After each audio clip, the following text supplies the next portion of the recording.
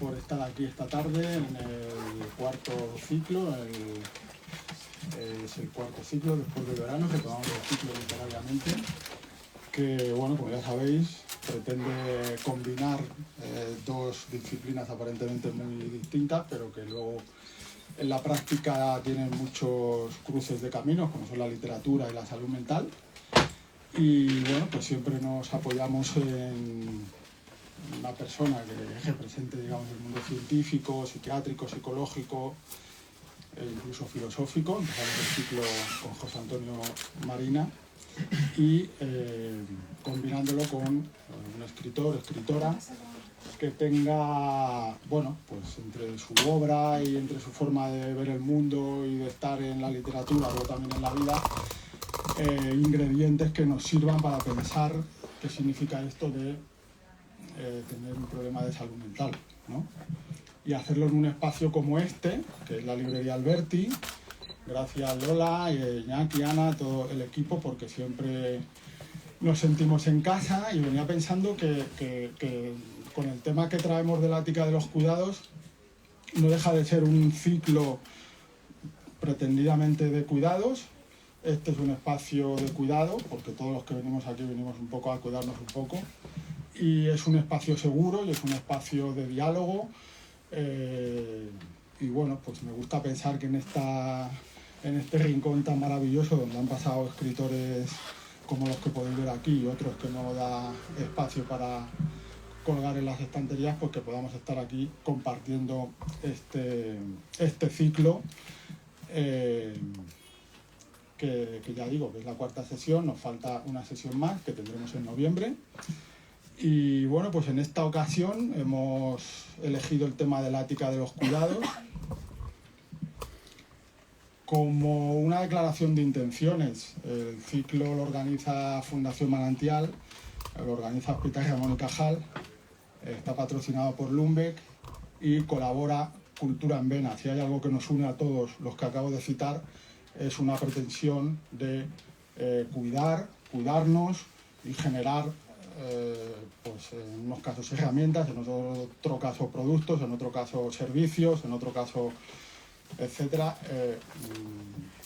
cuidados a la gente que lo necesita. Y entre esa gente generalmente solemos estar muchos de los que estamos aquí, porque estadísticamente muchos de los que estamos aquí entramos dentro de esa categoría de problemas de salud mental, con lo cual siempre nos gusta pensar en Fundación Manantial que la línea entre la cordura y la locura, como dice Juan José Millán muchas veces, no es una frontera geográfica como cuando sales de Madrid y vas al Principado de Asturias y te encuentras un cartel que pone «Acaba de llegar usted a Asturias», ¿no? Eso lo cuenta muy bien.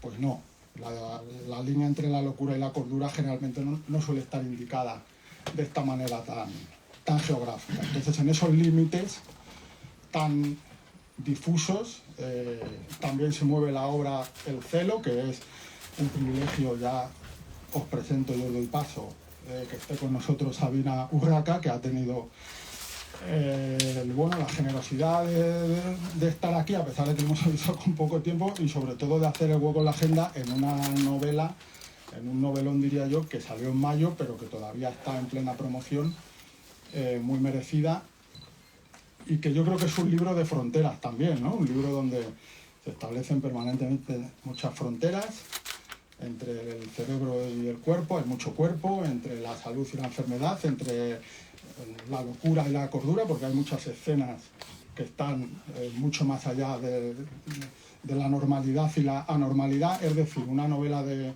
fronteras entre lo humano y lo animal. Bueno, es un lujo tener a Sabina con nosotros. Os recomiendo el libro.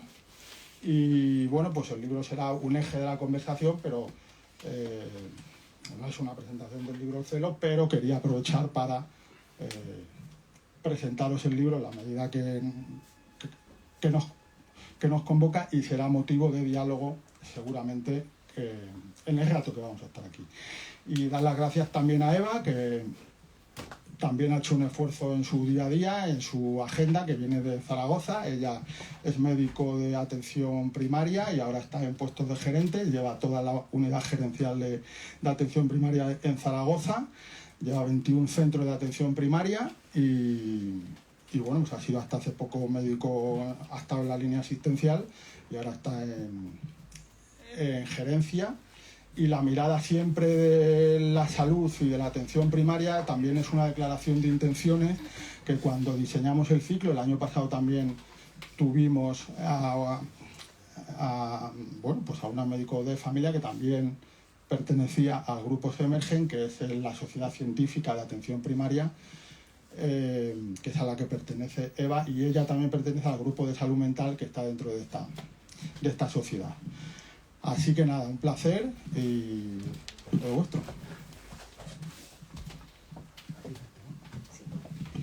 Bueno, pues yo en primer lugar agradeceros la oportunidad, ¿no?, de estar en un espacio como este. Para mí esto es completamente novedoso, porque lo veníamos comentando, ¿no? Siempre yo creo que en nuestros contextos donde nos solemos mover es más en el ámbito científico, porque es verdad que el rigor científico está muy presente en nuestro quehacer y en nuestro día a día. Pero bueno, como bien comentabas, ¿no?, yo creo que mi especialidad, que es la medicina de familia, yo siempre digo que nosotros nos dedicamos a cuidar personas y somos una especialidad muy transversal que cuidamos desde el nacimiento hasta la muerte y que sí que tenemos, ¿no?, yo creo que esa sinergia con los compañeros de psiquiatría, de psicología, de la entrevista motivacional, de ver al ser a nuestros pacientes como algo más, ¿no?, de físico o compartimentar un aparato, sino esa visión holística desde el punto de vista físico, mental, espiritual, social, ¿no?, que yo creo que lo exponemos durante toda la sesión tan importante. Entonces, pues bueno, agradeceros porque es una oportunidad única. Yo, sobre todo para mí era un reto, y experimentar este tipo de encuentros y efectivamente en un sitio, ¿no?, tan seguro y tan cómodo como es una librería, que al final lo que buscamos es, ¿no?, eliminar estigmas en el contexto de la salud mental, pero en el contexto de la enfermedad, ¿no?, de la cronicidad en general. Y bueno, cuando estuve un poco reflexionando sobre la temática que nos compete hoy, ¿no?, que es la ética del cuidado, pues la verdad es que empiezas a pensar, a reflexionar, y yo creo que es un campo tan amplio que podríamos estar horas, ¿no?, divagando y filosofando sobre su abordaje. Yo creo que la ética del cuidado de entrada tiene dos abordajes distintos. Uno es el filosófico y el otro es el práctico, ¿no?, el que luego hacemos en nuestro día a día desde la perspectiva sanitaria, desde la comunidad, sociedad, etc. Y bueno, sabemos que desde el punto de vista filosófico, tradicionalmente siempre hemos hablado de la ética de la justicia, ¿no?, en el sentido de que, bueno, Kant y muchos otros autores promulgaban que sobre todo uno de los principales valores que teníamos que preservar era la autonomía, ¿no?, ese hecho de valores universales que tenían que estar garantizados igual para todos, ¿no?, o sea, esa universalidad, ese acceso completamente igualitario a nivel de la sociedad.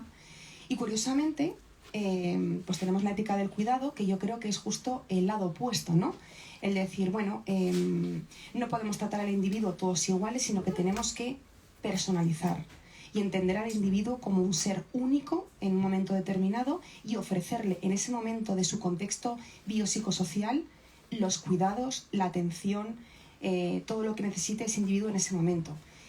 Y al mismo tiempo reflexionaba y digo, pero bueno, realmente no son opuestos, están en equilibrio, ¿no?, o son necesarios los dos, porque necesitamos esa ética de la justicia para poder garantizar que todo el mundo tiene esos cuidados, que al mismo tiempo tienen que ser completamente personalizados y en el contexto que sufre ese individuo, esa persona. Entonces, claro, todo esto llevado al contexto práctico, que es el que hacemos en nuestro día a día. Yo siempre digo que la atención primaria, y no solamente hablo de los médicos de atención primaria, enfermería, que hace un papel tremendísimo, ¿no?, en nuestro ámbito, nuestro ADN es el cuidado. Y volvemos a lo mismo, o sea, una de las limitaciones que yo veo en el terreno de la sanidad es que, y esto también lo reflexionamos mucho, ¿no?, este lado humanístico se va perdiendo. Y se va perdiendo en el sentido de porque evolucionamos hacia un mundo tan tecnológico que para nosotros, o sea, poco a poco se va tecnificando todas las intervenciones que hacemos en salud, mirando indicadores, excelencia, máximo rendimiento, costo-efectividad, etc. Y perdemos de vista lo más importante, que es el ser humano, ¿no? Y, o sea, ese punto tan humanístico y tan holístico de esa espiritualidad, las emociones, que... Entonces, pues bueno, y esto ya es la primera reflexión que querría lanzar, ¿no? Que plantearnos hacia dónde va la medicina y los cuidados en general, que no podemos perder de vista que la técnica está muy bien y la parte pragmática y puramente tecnológica, pero que la parte humanística es muy importante. Y bueno, no me quiero extender más, porque bueno, no sé tú qué perspectiva tienes y cómo ves un poco pues esta situación. Bueno, primero decir que para mí es un honor absoluto, o sea, nunca he estado aquí en esta silla sentada hablando por el micro muchas veces, pero nunca he estado, ¿no?, con una médica, ¿no? Y nunca se ha dado esta situación. Y es curioso porque que me invitarais a dar, ¿no?, a hablar, a charlar con Eva, me hizo pensar en que en todos mis libros, en todos, hay una consulta médica, hay una situación con un médico, muchas veces hay una situación con un psicólogo y algunas veces hay una situación con un psiquiatra. Es verdad que, y yo de verdad no me había dado cuenta de esto, es verdad que yo, bueno, tiendo un poco al terror gótico en mis novelas, con lo cual muchas veces, y un poco a la tragicomedia, con lo cual muchas veces las situaciones que se producen, salvo algunas, ¿no?, que sí que, de hecho, con el ejemplo en El celo sí que hay un psiquiatra de la Seguridad Social que resulta como salvador, ¿no?, casi por error, pero lo resulta, pero en general, o sea, yo en lo que incido, pero bueno, porque en mis novelas yo miro un poco el absurdo del mundo, es en esa imposibilidad de comunicación, ¿no? De hecho, en concreto en El celo sí que se habla de esto, ¿no?, que dices tú, de este problema en la ética del cuidado, en la que el médico ni siquiera tiene tiempo para mirar a los ojos, ¿no?, a la paciente, y le repite un poco lo que le ha dicho a otras pacientes de su misma edad y su misma tipología, con las mismas cosas más o menos en el historial, ¿no? Tú lo que estás es muy nerviosa. Y entonces este tipo de, ¿no?, bueno, sí, por supuesto el machismo en la medicina, de una forma, o sea, de verdad no buscada, sino que va surgiendo, porque entiendo que yo me la he encontrado, muchas amigas se la han encontrado, y es algo que está, ¿no?, que está muy presente en nuestras conversaciones. Entonces pues se cuela eso en los libros. Y como que me parece muy interesante, ¿no?, esto que has hablado, ¿no?, como de la técnica, ¿no?, como las máquinas, todo esto que está detrás.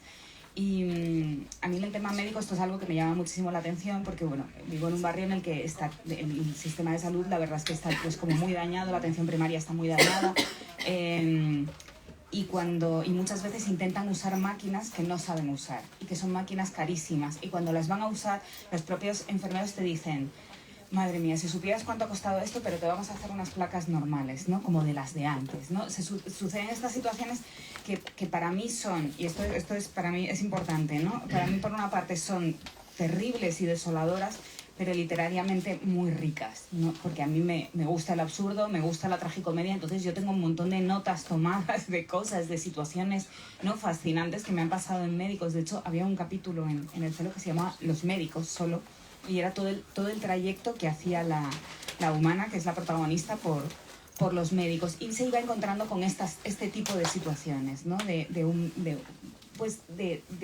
esto que me parece muy interesante también, que creo que también desde el paciente muchas veces, tanto con el médico, ¿no?, de cabecera, como con especialistas, pero con los profesionales de la salud mental, como que algunas veces se requiere una respuesta concreta, como se requiere como encontrarse con un personaje concreto que uno espera.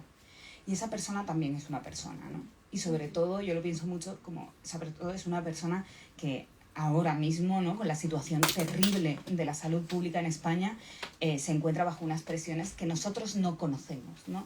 Entonces, como que últimamente, ¿no?, como que pensaba, bueno, he hablado mucho, ¿no?, de este encuentro doctor-paciente, siempre desde el punto de vista del paciente, y pensaba ahí, o sea, claro, yo no podría escribir una novela de médicos, pero me parecía interesante, ¿no?, como los médicos agobiados, los médicos que te responden como me pasó, y esto es una nota que yo tomé, ¿no?, de ir a decirle una cosa a un médico, de contarle: mira, me pasa esto en el ojo, no sé qué tal, y el médico de verdad debía estar desbordado, porque me miró y me dijo: qué cosa más rara, no tengo ni idea.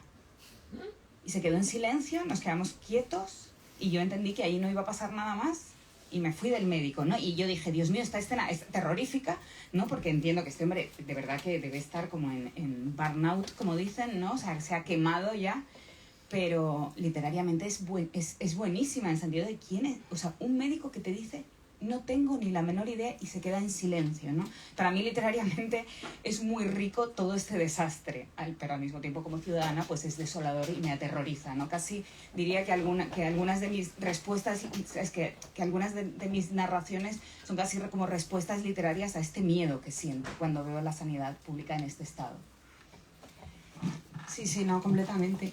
Y luego lo que abordabas, ¿no? Yo creo que vas por un buen camino, porque al final no podemos olvidar que el sistema sanitario lo componen de seres humanos, ¿no? Y yo creo que pues el COVID, ¿no? Ha tenido una carga emocional. Bueno, el COVID ha sido un acelerador en general de la sociedad, ¿no? Porque parece que ha sido hace un siglo, lo recordamos como una pesadilla, pero al mismo tiempo yo creo que lo hemos obviado. Pero desde luego algo ha impactado, o sea, ha impactado muchísimo a nivel de la sociedad y no solamente en comunidades, ¿no? Yo creo que a nivel de todo nuestro país y posiblemente a nivel mundial, y veremos, ¿no? Los estragos que los iremos analizando en las próximas décadas, de qué impacto ha tenido esto en toda la esfera mental. Yo sobre todo hay una inmediatez tremendísima y luego efectivamente una carga de burnout y de estrés postraumático y de estrés social en todo lo que es el mundo sanitario tremendísimo.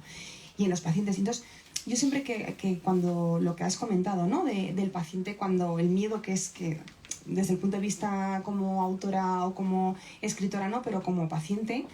Y es que al final, siempre que hablamos del cuidado de una persona, yo creo que hay una palabra que me viene a la cabeza que es vulnerabilidad, ¿no? La vulnerabilidad que tiene esa persona, me da igual en el contexto que sea, salud mental o cronicidad, cualquier persona, porque todos somos cuidados y todos somos cuidadores. Y esto no lo tenemos que olvidar desde el minuto cero que nacemos hasta que morimos, ¿no? Y de hecho, yo creo que el cuidado no es una meta, sino que es el principio. Si no tenemos cuidados, morimos, ¿no? Un bebé que nace en el minuto cero, si no hay una persona que le provea cuidados, esa criatura va a fallecer. Entonces, la vulnerabilidad muchas veces no la percibimos desde el punto de vista sanitario, pero claro, cuando tienes enfrente a un paciente, primero que tienes que entender el contexto por el que esa persona viene, ¿no? Y que es un individuo que tiene un entorno familiar, social, laboral, etcétera, y hay que analizarlo a ese individuo en ese momento y con esa circunstancia vital. Luego tenemos una relación asimétrica. No solamente sucede en el mundo sanitario, hay relaciones asimétricas en el mundo de la docencia, ¿no? Maestro-alumno, en el contexto familiar, padre-hijo. Cuando tú le dices, no, te vas a la cama y se acabó, y no hay nada más que razonar. Bueno, pues eso es una asimetría y una prevalencia, obviamente, de poder. Pues en el mundo sanitario pasa lo mismo. Tenemos una asimetría de poder porque, primero, todo el conocimiento y el backup lo llevamos nosotros, aunque es verdad que cada vez tenemos una población más formada y más informada, que a veces tiene su lado contraproducente, exactamente, sobre todo por fuentes, ¿no? No muy ortodoxas, que bueno, pues encontramos de todo. Por eso yo creo que también, ¿no? Medicina sin bulos, o sea, hay una serie de iniciativas a nivel social y cultural que son muy importantes, porque es bueno que la gente se empodere y que tenga información y se informe, pero de fuentes fidedignas, ¿no? Para que no tengamos estos. Pero generalmente es verdad que a priori el concepto es, nosotros tenemos esa información y estás en una posición asimétrica. Y aparte, generalmente, no tenemos en cuenta que esa persona que viene a buscar esos cuidados está en una situación muy vulnerable por el problema emocional de enfermedad, lo que esa persona lleva detrás. Con lo cual, cuando informamos y cuando establecemos ese diálogo, muchas veces no llegamos realmente a explicarle de una manera adaptada a esa necesidad de esa persona en ese momento lo que necesita, y no verificamos si realmente se ha entendido. A mí me pasa un montón de veces de pacientes que igual van a la consulta del cirujano y vienen a la consulta y me dicen, oye Eva, es que ¿me puedes explicar qué me van a hacer? Y digo, pues mira, claro, es que yo, bruja no soy. Y ahora tenemos una herramienta muy importante que es la historia clínica electrónica, entras, revisas, pero yo siempre les digo lo mismo, por favor, preguntad.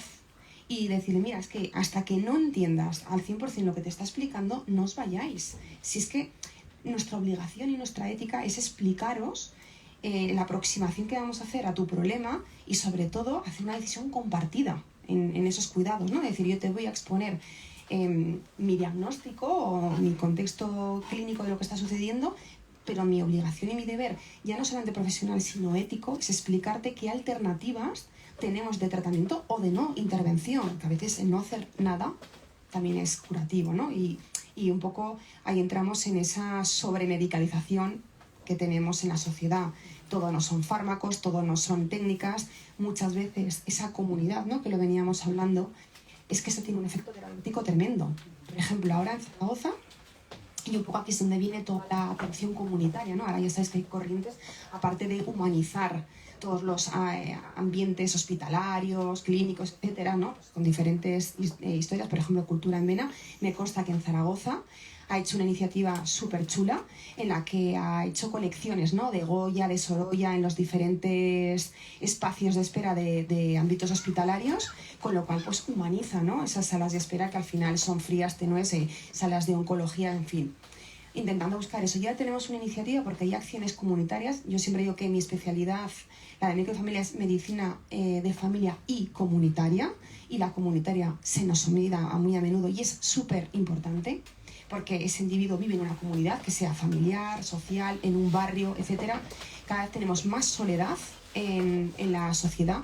No pasa tanto en el ámbito rural. En el ámbito rural yo creo que todavía tienen esas limitaciones de que a veces les da la sensación de que no llega el TAC de alta resolución, pero tienen cosas que son muy afortunados porque en otros ámbitos como el urbano no existen.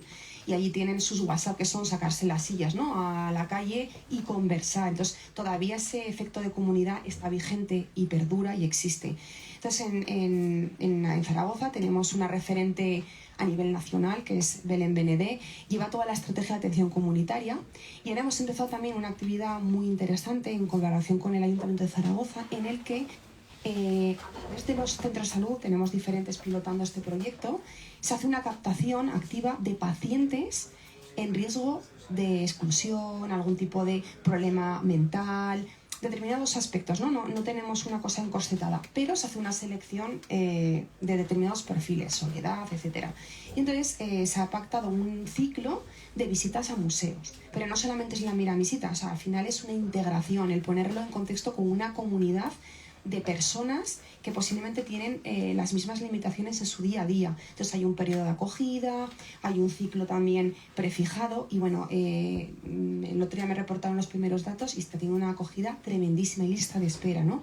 Entonces son varias sesiones y bueno, pues al final lo mismo, ¿no? Llevamos esa cronicidad, esos problemas a un ámbito tan seguro como es un museo, y porque también nosotros siempre decimos que tenemos un concepto que es la ley de cuidados inversos. Generalmente, quien viene al ámbito sanitario a que les aportemos cuidados son los que menos lo necesitan, porque o están más formados o tienen mejor poder adquisitivo. Es decir, posiblemente la población que tengo que hacerle, por ejemplo, colectivo que se dedica al sexo, ¿no?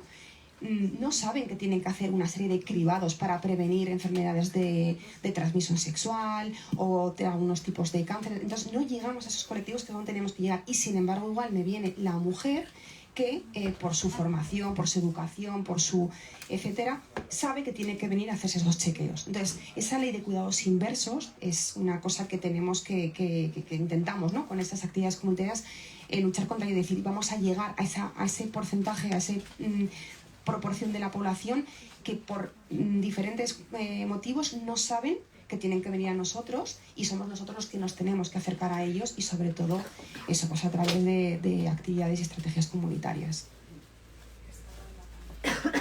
Uno de los primeros trabajos que tuve yo relacionados con la escritura, curiosamente, fue, estuve dando talleres de escritura en centros de día, o sea, era como tarde-noche, pero era un centro de día. Es decir, creo que no pasaban, ¿no?, en la jornada laboral ahí, iban actividades de por la tarde, por lo menos en concreto estos grupos, a personas con enfermedad mental y a cuidadores de personas con enfermedad mental. Y era curioso porque, o sea, y voy a hablar de este tema del lenguaje, ¿no?, con el médico, el lenguaje con el psiquiatra, o sea, esta asimetría del lenguaje, porque casi todos los alumnos que tenían problemas de salud mental eran mayores que yo. Yo en ese momento tenía 26, 27 años. Casi todos eran mayores que yo, con lo cual sus padres, a los que luego daba otro taller otro día a la semana, en general, bueno, sus madres, debo decir, casi todas eran madres las que acudían, eran, pues, algunas tendrían pues 70 y pico años, algunas 80, tenían gente de más de 80 años. Y había un gran dolor y un problema grande, ¿no? de incomunicación con el psiquiatra, incomunicación con el médico, que además era una cosa histórica, porque muchas de ellas habían vivido la enfermedad mental de sus hijos desde que eran muy pequeños o desde que eran adolescentes. Y yo creo que esto está funcionando. Vale, no sabía. Entonces, obviamente, históricamente ha cambiado mucho el tratamiento de la enfermedad mental. De hecho, había gente que había sufrido electrochoques en los 80, 70, algunos siendo muy jóvenes. Y entonces, claro, recuerdo, en el grupo de los padres, recuerdo una madre escribiendo un texto además a su manera. En ese taller fue la primera vez que yo me di cuenta, que esto es curioso y es algo que luego he incorporado a los talleres, y creo que tiene que ver un poco con la medicina. Algunas veces vienen a mis talleres personas que ya han hecho otros talleres, personas que ya escriben, personas que leen bastante y que tienen bastante formación, pero en algunas ocasiones se apuntan a mis talleres pues, personas que nunca han escrito nada, que han leído algunas cosas, pero que igual mis propuestas un poco de juego, ¿no?, de la escritura les viene un poco, como por un lado, un poco nuevo. Y yo muchas veces digo, vale, no pasa nada, no escribas, no te pongas ese reto, ese obstáculo ahí, cuéntamelo, ¿no? Entonces muchas veces los talleres de escritura se transforman en talleres en los que muchas cosas se cuentan oralmente. Y ahí fue la primera vez que lo hice, porque me di cuenta de que algunas de estas personas no sabían, sabían escribir, pero nunca habían escrito algo que no fuese la lista de la compra o una nota, ¿no? O hacía muchos años que no lo hacían. La última vez que habían escrito algo mínimamente literario había sido de niños en el colegio, y de eso hacía muchísimos años. Entonces se generó esta propuesta de que se contase todo oralmente. Y era muy curioso cuando, pues claro, es diferente escribir algo y leerlo en voz alta, que también llevaba momentos así de gran emocionalidad y de lloros y de que no podían seguir leyendo, pero es muy curioso cuando lo cuentas oralmente. Algunas veces emocionaba más, pero algunas veces era mucho más sencillo transmitir lo que había pasado, ¿no? Y contaban historias, pues bueno, historias de desinformación muchas veces, y que por la desinformación y por creer, ¿no?, que lo que te estaban diciendo que le tenían que hacer a tu hijo era lo mejor, pues de alguna forma se sentían culpables porque veían que quizá les habían afectado para mal, ¿no? O sea, entonces, bueno, era curioso, y yo ahí me acuerdo que pensaba mucho y hablaba como con los jefes del centro del tema de cómo se comunican con estas personas. Si yo, como profesora de un taller de escritura, me estoy encontrando con ciertas barreras y estoy aprendiendo a traspasarlas, pero es que estuve un año entero con ellos, una vez a la semana, pero un médico que los ve un momento, o un psiquiatra que tienen una cita cada 3 meses con su hijo, no los conoce, no se acuerda, ¿sabes? No, o igual sí se acuerda, pero no sé, me parecía dificilísimo, y pensaba que era muy importante y que era una labor muy importante lo que estaba sucediendo allí, ¿no? A pesar de que yo no tenía formación, y a mí eso me daba bastante miedo. De hecho, pasé situaciones en las que no sabía qué hacer, porque yo no era psicóloga y no era psiquiatra, no era una persona formada para hacer eso. Yo solo sabía, y allí todavía estaba aprendiendo, pues, ¿no?, dar talleres de escritura. Pero como que ahí me acuerdo de ver ese abismo y decir, Dios mío, ¿y cómo es esto para un médico, no? Sí, pues bueno, ahí de cierta manera, o sea, aparte de tu labor como profesora de escritura, pero obviamente hayas hecho un rol, ¿no?, de cuidadora, porque al final muchas personas que probablemente iban a esos talleres no iban por el mero hecho de aprender a escribir, sino por el hecho de tener un espacio compartido, poder evadirse, poder verbalizar mediante la escritura, ¿no?, o sea, exteriorizar todo su sentimiento de, pues, tristeza, problemas, etc. Y efectivamente eso nos pasa en la consulta. Entonces, a veces cuesta mucho, porque cuando tienes sobre todo una barrera emocional, porque al final, bueno, lo físico generalmente, pues las personas expresan mejor, peor, pero bueno, yo creo que ahí es donde entra el arte, ¿no?, de la medicina, que al final, aunque seamos un perfil científico, yo creo que hay una parte de arte muy importante, empática, emocional, en la que tienes que saber conectar con esa persona y sobre todo adaptar, ¿no? Porque cuando tienes un perfil muy técnico, muy cualificado, pues quiere que le hables con ese rigor y con esa... Porque además ellos entienden que de esa manera se sienten, bueno, tengo un profesional delante que está a la altura de mis expectativas. Pero luego tienes, pues, a la persona analfabeta, que nos ha pasado de decir, bueno, es que tengo un paciente analfabeto o pacientes con una barrera cultural de idioma. de idioma y de claro, un paradigma de que vienen igual de países o de zonas, que es que, claro, es un cambio cultural tan grande, pues por ejemplo, los musulmanes con el Ramadán, o sea, el poder entender, adaptarte y decir, oye, es que no puedo ver esta medicación porque no se la va a tomar, porque es que está haciendo un Ramadán. Entonces, entender todo ese tipo de cosas, acercarte, aproximarte a esas características, o sea, esas situaciones, es complejo. Y bueno, pues como todo, ¿no? Hay que formarse mucho en entrevista motivacional y sobre todo eso, en chequear que realmente conectas emocionalmente con la persona, porque hay veces que, bueno, yo a veces digo, oye, si no tienes que decir algo, no digas nada, si un silencio a veces vale mucho más que muchas palabras, ¿no? Yo creo que a veces lo que buscan sobre todo es sentirse escuchados y sentirse arropados, ¿no? Y el decir, bueno, aquí estoy y cuando necesites, cuando te quieras aperturar y cuando podamos hablar de esto, lo haremos, pero efectivamente cuesta mucho aproximarse. Y has dicho una cosa muy interesante que siempre se nos olvida, que es el cuidador. No, el cuidador me refiero como familia, como contexto y generalmente, que también lo has verbalizado, mujeres. Porque tradicionalmente, y es verdad, ¿no? Tradicionalmente parece que los cuidados siempre han estado un poco delegados a la familia y sobre todo a la mujer, ¿no? De la familia. Madres, hermanas, etcétera. Entonces parece como que el resto de la sociedad pues un poco se exime, ¿no? De decir, bueno, el rol pues pasa muchas veces, ¿no? En el contexto familiar. Los niños, pues la madre se encarga de este tipo de... Y está como un poco unos estereotipos ya como predeterminados, ¿no? Y bueno, pues yo creo que poco a poco tenemos que salir de ese estereotipado, de patriarcal, ¿no? Y que realmente decir, bueno, los cuidadores proveen porque, vale, generalmente es verdad, ya lo decía Carol Gilligan, ¿no? Pues las mujeres generalmente somos más emotivas, más emocionales, los hombres más racionales, pero bueno, fuera de todo eso yo creo que como sociedad, como organismos, ¿no? Que tienen que articular que provean de esos cuidados, tenemos que empezar a quitarle peso, ¿no? Que parece que ciertamente obligado en esos perfiles y poco a poco que ese peso sea compartido con la sociedad. Y en ese sentido tenemos que tener mucho el foco en los cuidadores porque olvidamos esa sobrecarga emocional que tiene el cuidador. Y no solamente hablamos de salud mental, hablamos de cronicidad. Imaginaros un paciente con Alzheimer, ¿no? Tenemos pacientes pues, que están tan bien cuidados que están 15 años postrados en una cama y que de repente encontramos que esa mujer, también pasa con los hombres, pero que ese cuidador ha anulado su vida. Su vida es por y para esa persona. Y ahí tenemos dos problemas. Primero, esto, y segundo, cuando ese paciente desgraciadamente fallece y de repente, ojo, que mi rol de cuidador de los últimos 15 años ha desaparecido. Y ahora no sé dónde estoy. O sea, no me sitúo.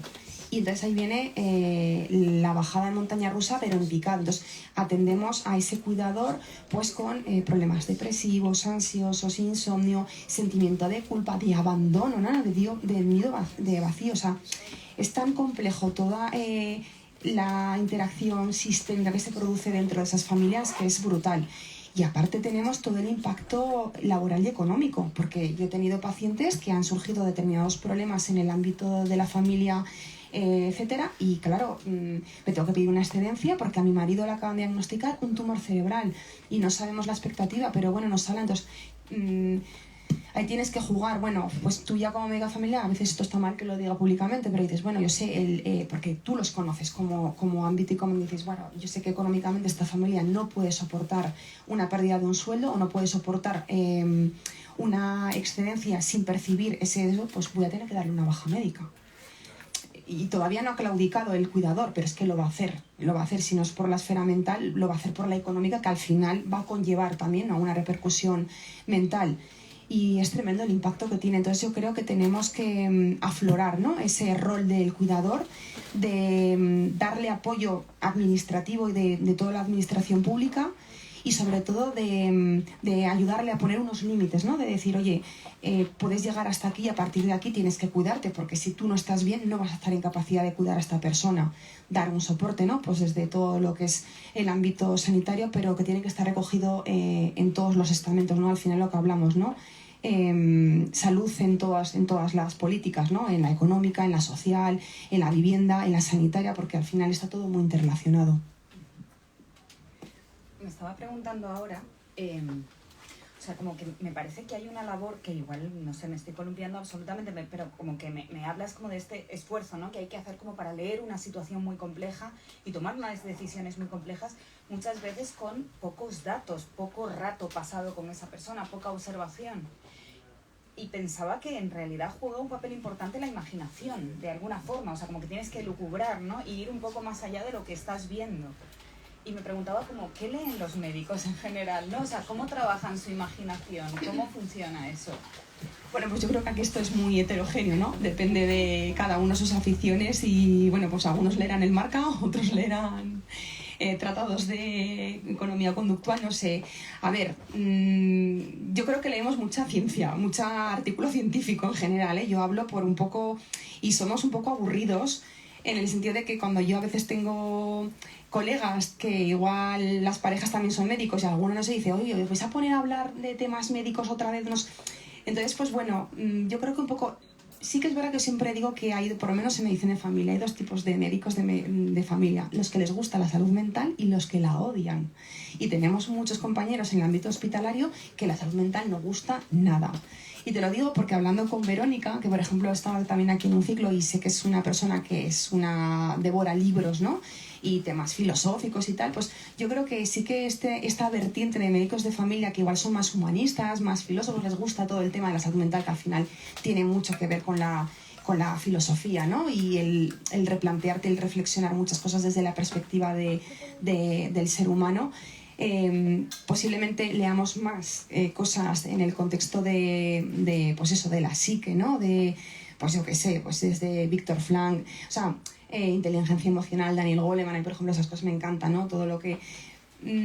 como tenemos poco tiempo, yo bueno, también es verdad que yo hablo desde mi perspectiva, desde mi sesgo, ¿no? Yo ahora mismo pues tengo 2 niños pequeños, entonces al final si tú quieres estar en la cresta de la ola de las publicaciones científicas, pierdes mucho tiempo en eso y luego en tu tiempo libre quieres disfrutar y desconectar. Entonces a mí me gusta todo el tema de la salud mental, me gusta mucho. Entonces leo mucho libro. Hace tiempo, ¿no? Que no cojo una novela de decir, no sé, Patria, ¿no? y la leo con detenimiento, pues porque al final es verdad que tienes que sacar tiempo. Pero bueno, yo creo que lo de la imaginación es un poco muy heterogéneo, dependiendo del perfil, ¿no? Que no creo que vaya tanto de la mano del mero hecho de ser médico, sino, bueno, pues de tus aficiones y de, pues por lo que consideras placentero, ¿no? Y un hobby en tu tiempo libre. También... esto me lo he preguntado con este libro, sobre todo como que pensaba, no se me ha acercado todavía ningún médico, ningún psicólogo, ningún psiquiatra, como para decirme, qué mal nos dejas, ¿no? Porque es verdad que son situaciones como de un poco de, bueno, de terror, no de terror, pues la vida es tragicomedia perpetua, ¿no? Y yo en ningún momento digo, voy a hacer una crítica al sistema médico, directamente sucede así y la narración me pide, ¿no? Que sucedan ciertas cosas para que la protagonista o las protagonistas, ¿no? Hagan un recorrido. Pero como que siempre me pregunto, ¿cómo al encontrarse, ¿no? Criticados o bueno, señalados, bueno, realmente no es que se encuentren criticados, ¿no? Estoy hablando de ese médico que yo he creado para la novela o de ese psiquiatra que yo he creado para la novela. Pero pienso, ¿cómo lo vivirán? Como que no tengo constancia, obviamente ha venido mucha gente a mis presentaciones, yo no le preguntaba a cada persona a qué se dedicaba, pero, o sea, como que no tengo constancia de que un médico se lo haya leído, una médica se lo haya leído y me diga, oye, ¿no? Esto, ¿qué? O que se enfade, no sé. ¿Cómo quieren ser retratados los médicos en la ficción, me pregunto, ¿no? ¿Cómo les gustaría o qué ficción sobre médicos les gustaría leer a los médicos? Pero claro, me dices que en general va por otro lado, ¿no? Como que la novela no es el terreno más trabajado en general. Yo creo que en general, bueno, lo que hablamos, yo creo que es muy individual, pero yo creo que en general no. Y claro, nosotros lo que hablamos, ¿no? Yo a veces cuando, no sé, hablas una cosa de ingenieros, que tengo amigos ingenieros, digo, pues no sé, claro, ellos lo verán como lo normal. Entonces, ¿qué nos pasa? Pues que normalizamos muchas cosas porque nuestro día a día está inmerso en eso. Entonces viene muy bien que este tipo de autocríticas, porque al final, oye, tienes que hacer una reflexión y decir, bueno, claro, es que todos en algún momento nos va a tocar ser pacientes y además somos muy mal pacientes en general, los médicos. Porque al final tiras de pasillo, ¿no? De, ay, pues me duele, no sé qué tengo, no sé, pues voy a hablar con mi amiga neuróloga y yo siempre digo, mira, vete como un 50 digo 50 porque es el código que tenemos en Aragón, ¿no? Vete como un paciente más, o sea, y déjate asesorar. ¿Y tú qué harías con un paciente en esta situación? Te dicen, ya, pero es que no me quiero poner ahora porque tengo no sé qué. Bueno, ya, pero no es lo que tú quieras, es lo que un profesional que tienes enfrente te está... Volvemos un poco más a la simetría, ¿no? En este caso, como la simetría es más compartida, cuesta y somos muy reticentes en ese tipo. Pero yo creo que muchas veces hasta que... Yo tengo compañeros, ¿no?, que hasta que no están en una situación crítica y les ha tocado vivir como paciente el otro lado del mundo sanitario, no eres consciente de a veces el sentimiento que tienen esos pacientes. Pues eso, de llegar a una consulta y decir, mira, es que no me ha explicado nada, no me ha mirado a los ojos, ¿no? Lo que hablamos es que ahora igual el foco lo tenemos más puesto en apuntar en el ordenador toda la serie de variables que nos están pidiendo los gestores porque tengo que evaluar la competencia de este profesional, y lo más esencial, que es hablar, escuchar, acompañar, levantarte, explorar, que es que a veces una exploración ya no solamente el mero hecho, igual no vas buscando un síntoma concreto, es que al final ese paciente lo que necesita es percibir que realmente estás preocupando por él y que realmente, o sea, estás poniendo todo tu empeño en intentar entender lo que le está pasando. Entonces yo creo que eso tienes que ser muy empático y tienes que salir de ese modo, ¿no?, automático, porque es verdad que cuando empiezas en la mañana y llevas 5 pacientes no estás con la misma energía ni con la misma apertura mental que cuando llevas 55 y dices, mira, ahora tengo una urgencia, 2 avisos, 4 cosas, y al final pues bueno, pues entras ya un poco en modo automático. Entonces yo creo que hay que parar, reflexionar, respirar y decir, bueno, es que la persona que tengo enfrente no viene porque quiere, viene porque realmente para ella es un problema, ¿no?, lo que está percibiendo y cómo lo está experimentando. Por lo tanto me tengo que intentar posicionar, ¿no?, ser empático, ponerme en sus zapatos e intentar entender esa perspectiva, pero a veces se nos olvida, y sobre todo yo creo que también esto un poco, aparte de eso, pues va un poco por especialidades, porque hay especialidades que están, pues un radiólogo, ¿no?, pues que al final no tiene trato con el paciente, o un cirujano que igual está en una mesa de quirófano y al final pues sale, haces una información a la familia pero bueno, pues igual no has cultivado tanto y no has trabajado tanto esa transferencia, ¿no?, y esa comunicación con el paciente. Entonces, pues bueno, Pero bueno, ¿cómo nos gustaría que nos reflejase en la terapia? Pues bueno, como lo que somos y como lo que percibe el ciudadano y las personas que atendemos como pacientes, ¿no? Y eso es lo que tiene que ser. Y bueno, yo creo que al final las críticas, si son constructivas, nos tienen que ayudar para ese tipo de aspectos, mejorarlos y que vayamos un poco más allá, claro. Bueno, no estoy segura de que seamos constructivos, pero en cualquier caso es una novela de ficción y es un personaje que yo he creado, no es un médico real, es un médico que probablemente se parezca más a mí misma que yo lo he creado, ¿no?, que a un médico real, no lo sé. También hay una cosa que me pregunto mucho, bueno, a mí me interesa mucho...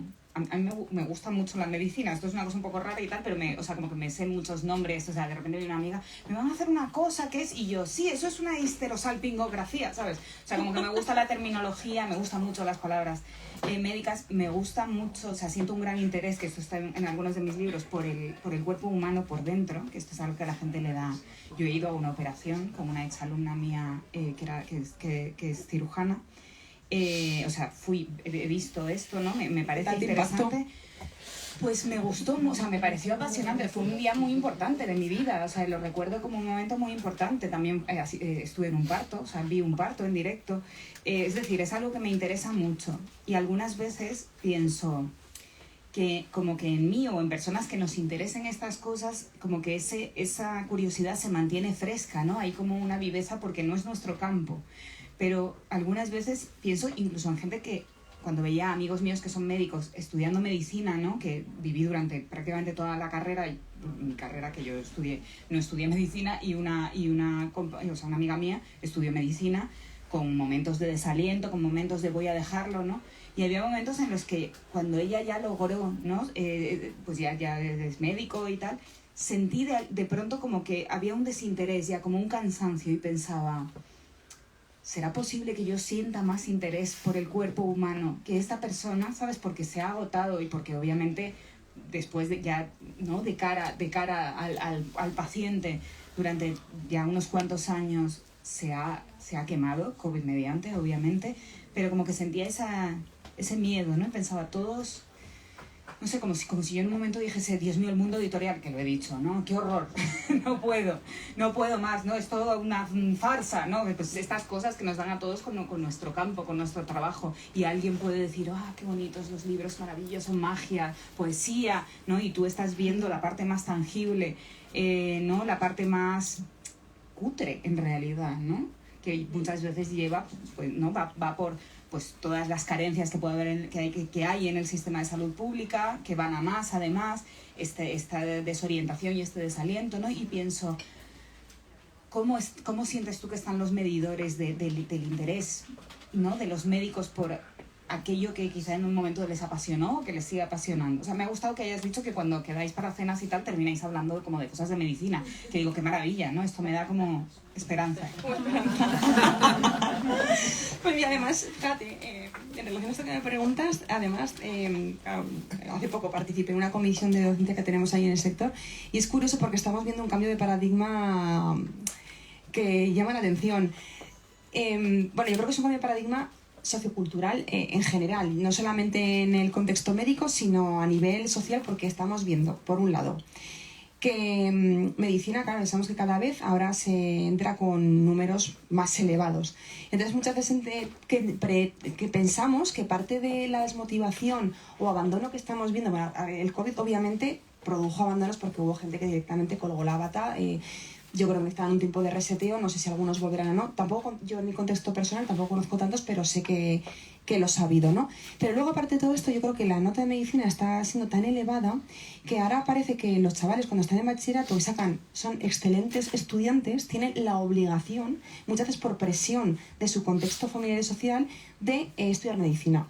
Por, no sé cómo definirlo, prestigio, cómo vas a desperdiciar esta nota para hacer X, bueno, pues que igual ese individuo puede ser un excelente filósofo o un excelente historiador o un excelente docente, que es muy importante, pero se sienten un poco obligados, y esto es así, ¿eh? Y lo mismo pasa con el MIR. Como has sacado un número tal, tienes que coger una cardiología o una dermatología o una cirugía plástica, y hemos tenido algún compañero pues que por esa presión de ese número tan alto en el MIR ha cogido una especialidad y lo ha dejado porque él quería ser médico de familia y nadie entendía que con un 200 en el MIR a nivel nacional esa persona quisiera ser médico de familia, ¿no? Entonces, esto por un lado. Y luego en general estamos percibiendo que hay un cambio social en el que ahora, por ejemplo, ¿no? Yo hablo en mi contexto, ahora han acabado una promoción de residentes y son freelance, o sea, no, es que ahora me voy a coger 4 meses sabáticos y ellos lo experimentan, o sea, tienen todo su derecho.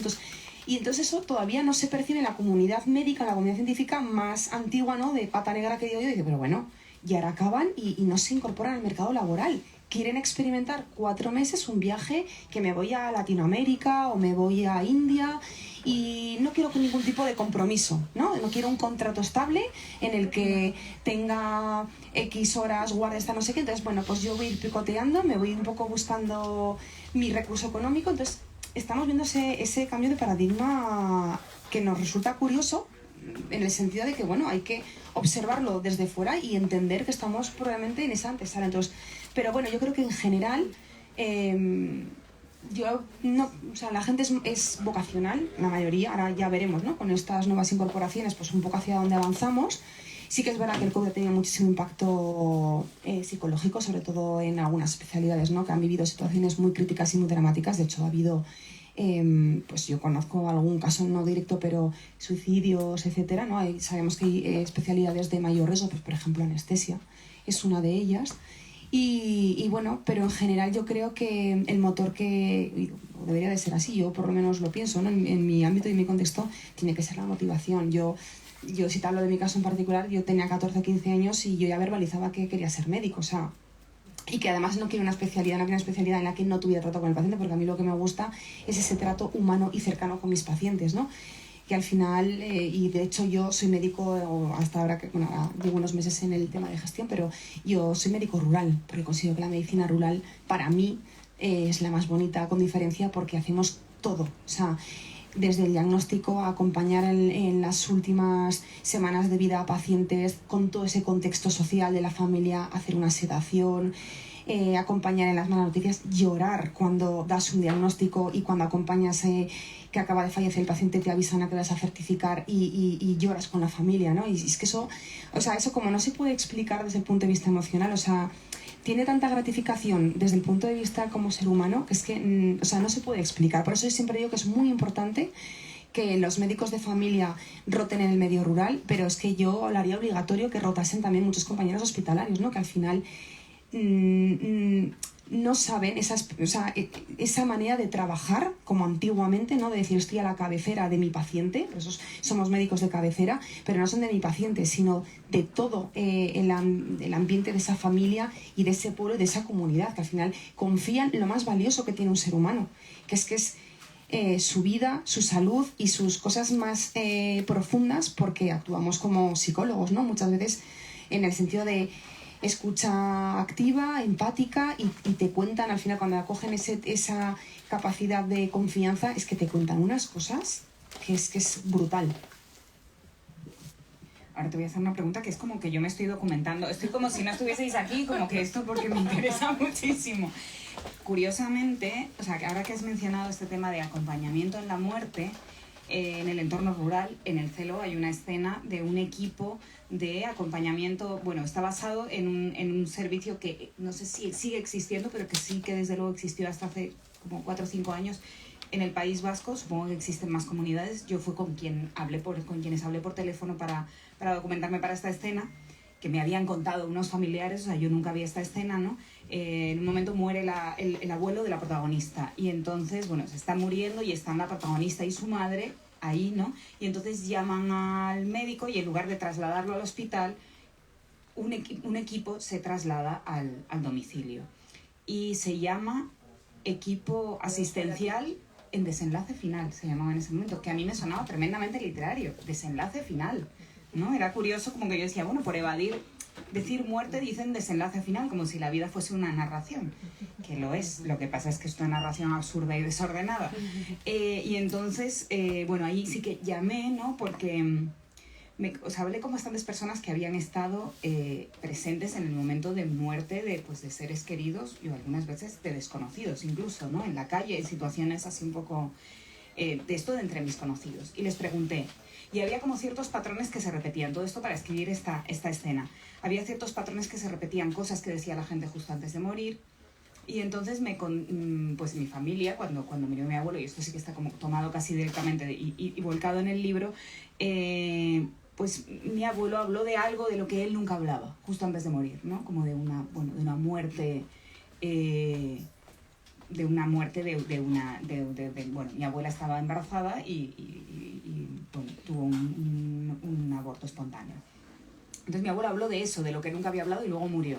A mí eso me obsesionó muchísimo, esta idea, y entonces empecé a llamar obsesivamente a Osakidetza, al servicio de Vasco de Salud, al servicio de asistencial en desenlace final, para que me dijesen si había ciertos patrones que se repetían, porque en ese momento como que el médico que estaba asistiendo a mi abuelo supo, ¿no?, que ya iba a pasar, ¿no? Como que mi abuelo dijo algo y él dijo, perdió alguna niña, y a una niña sus padres la perdieron, y mi padre y sus hermanos dijeron sí.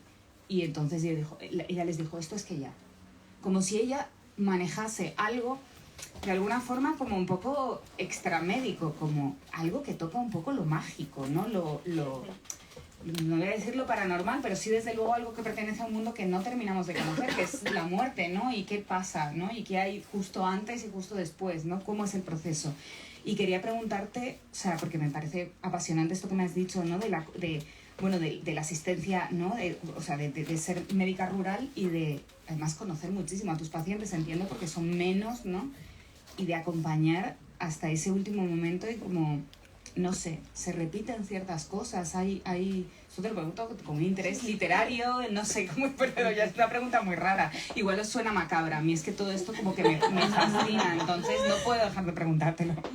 A ver, yo como médica, digamos, ejercicio no, pero durante el periodo de residencia sí que he vivido experiencias como la que tú relatas, porque mira, nosotros en Aragón se llama ESAF, Equipo de Soporte de Asistencia a Domicilio.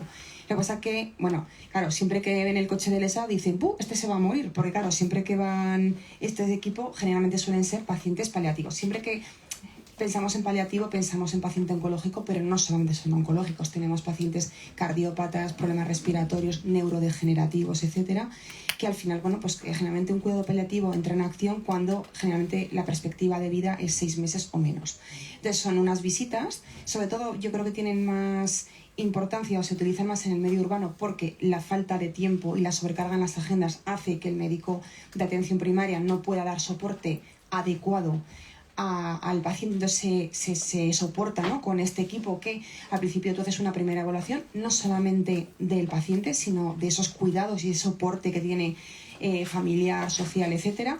Entonces a medida que van viendo que el día se acerca, esas visitas se van acortando, ¿no? De tal manera que en las últimas de eso pues igual prácticamente damos todos los días. Entonces nosotros durante la residencia tenemos una formación en este servicio que suele ser 1 o 2 meses, puedes pedir algún mes más extra, y para mí fue una de las rotaciones que más me impactó por esta perspectiva tan humana, tan cercana, y cómo se aborda el tema de la muerte con una naturalidad, en el sentido de decir, bueno, es que nosotros somos vida y somos muerte, ¿no? Y es una cosa que todos vamos a pasar por ahí, y sobre todo las dinámicas y los roles que se introducen en la familia. Mira, siempre, luego te hablaré de las experiencias, pero me acuerdo que siempre venía la familia y te decía, o te dicen, ¿no? Esto ya como, mire, no le diga nada porque él no sabe que se va a morir. Y tú, claro, tú tienes tu ética y tú no puedes, o sea, no se preocupe tal. Entonces entras a ver a solas al paciente y dice, mire, no le diga a mi familia que me voy a morir porque no quiero que yo sufra. Entonces dices, bueno, y entonces le dices, bueno, igual sería bueno que hablarais y que esto, o sea, las dos partes tienen clarísimo lo que está sucediendo. Una persona que se está muriendo lo sabe, ¿no? Entonces, ese tabú todavía como cultura latina es que la tenemos impregnada, entonces no se habla. Entonces, y generalmente son pacientes, sobre todo cuando claro, no es lo mismo un accidente de tráfico que una cosa muy repentina, que pacientes que al final tienen un diagnóstico de X que saben, porque al final te preguntan, oye, y tampoco se habla con franqueza. Yo he tenido pacientes oncológicos en los que tú ves un poco en las últimas pruebas de imagen, evolutivo está, y tú sabes que la perspectiva de ese paciente igual va a ser 1 o 2 meses no más, y se cita al paciente a los 8 meses para un TAC, hombre. Entonces, entre la familia que no pregunta por qué está el paciente delante y el paciente que no pregunta porque no quiere agobiar, aquí nadie pregunta, nadie dice, el oncólogo no explica, y estás generando una falsa expectativa a esa familia que yo creo. Entonces yo siempre, a mí cuando me dicen no le digan, no digo, mire, hay una cosa que se llama autonomía del paciente. Si a mí el paciente me pregunta, mi obligación es contestar.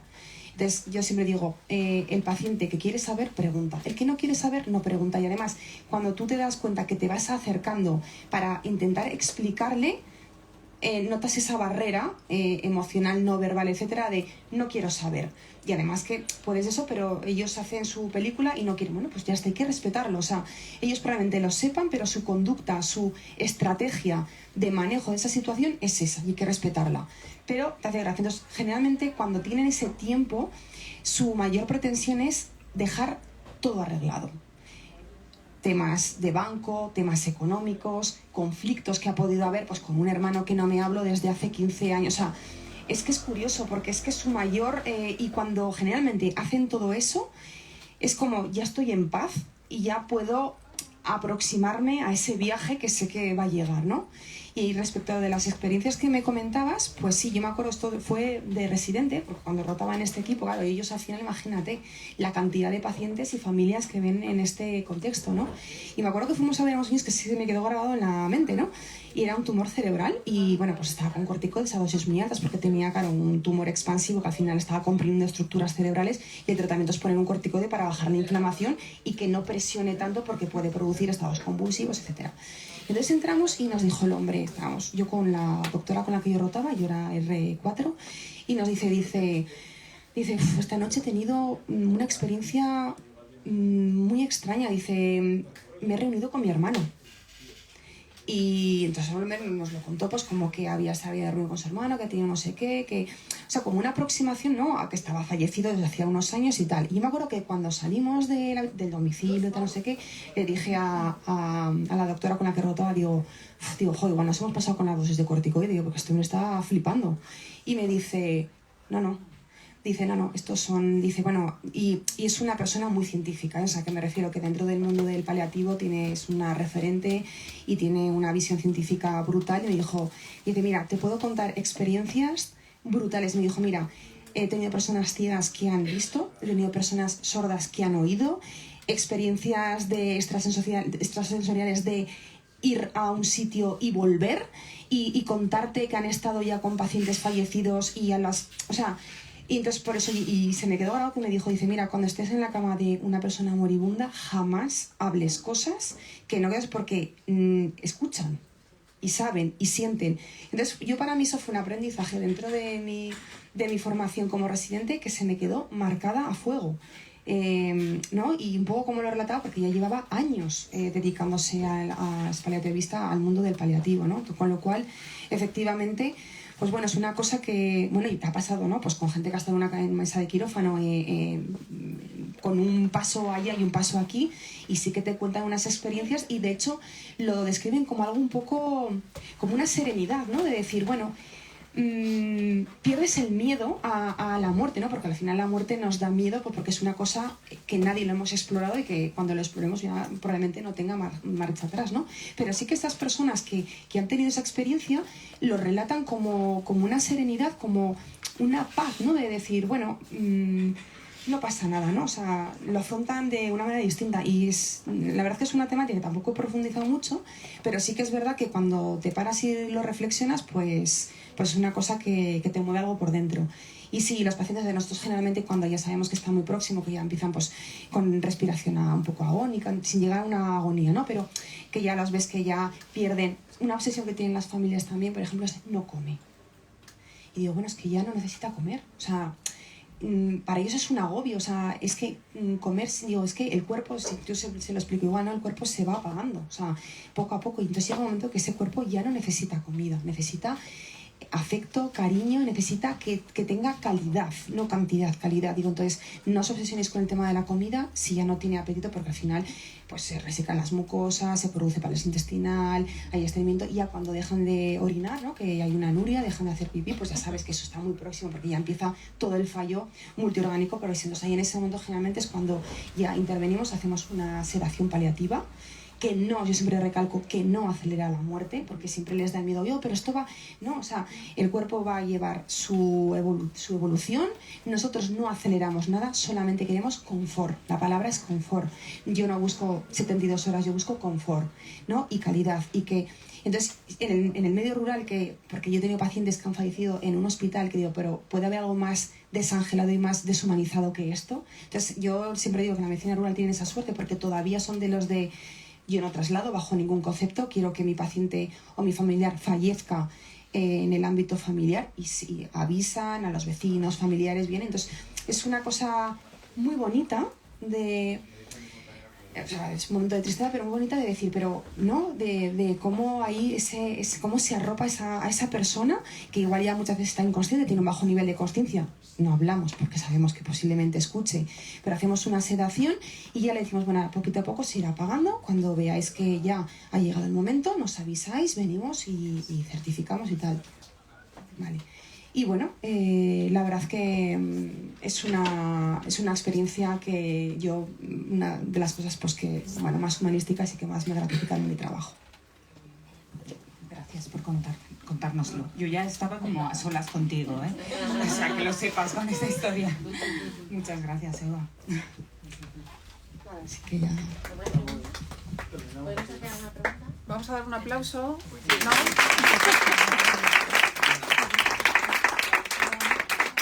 Y 5 minutos para preguntas, si alguien quiere preguntar algo.